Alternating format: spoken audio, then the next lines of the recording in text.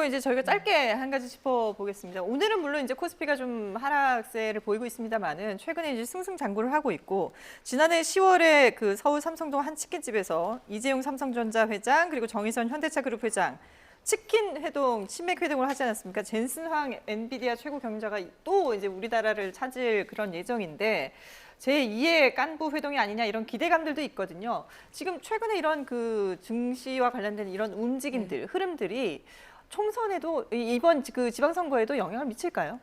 아무래도 당연히 여당에게 긍정적인 영향을 미칠 거다라고 보시는 분들이 많으십니다. 네. 왜냐하면 일단 이재명 대통령의 공약 자체가 코스피 5천이었거든요. 처음에 그 공약이 나왔을 때 사실 조롱하는 정치권도 있었습니다. 그게 가능하겠느냐. 그런데 대통령이 사실 임기 시작한 지 1년도 안 돼서 5천을 이루었고 지금은 8천을 넘어서 9천을 바라보고 있는 네. 상황입니다. 그렇다고 한다면 결국 국민들께서 결국 이재명 정부가 그리고 이재명 대통령이 공약한 것을 지키고 이 부분과 관련해서는 정말 일을 잘하고 있구나라고 저는 긍정적으로 평가하실 거라고 보거든요.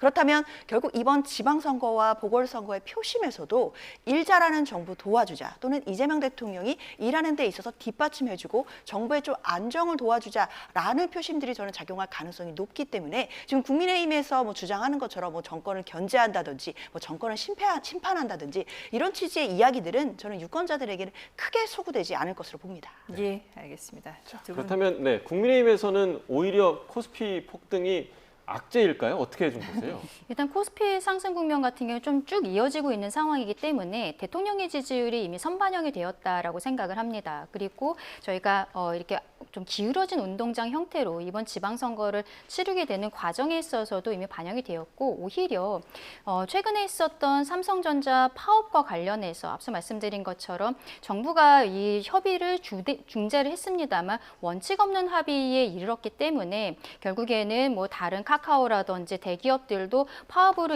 연장이 되고 있는 모습들 이런 것들이 국민들께서는 조금 의문점을 가지실 수밖에 없겠다라는 생각들이 들고요. 그리고 또 초과 세수에 대한 부분들도 국민들은 특히 중도층에서는 생각을 할 수밖에 없을 것 같습니다.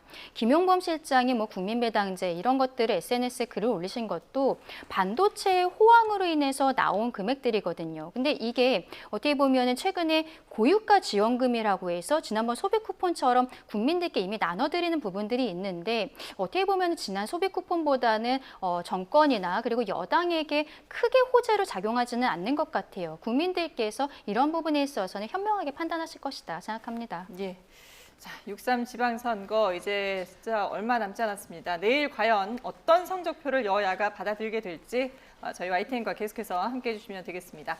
네, 지금까지 장현주 더불어민주당 부대변인, 강전의 전 국민의힘 대변인과 함께했습니다. 두 분 말씀 잘 들었습니다. 감사합니다. 감사합니다.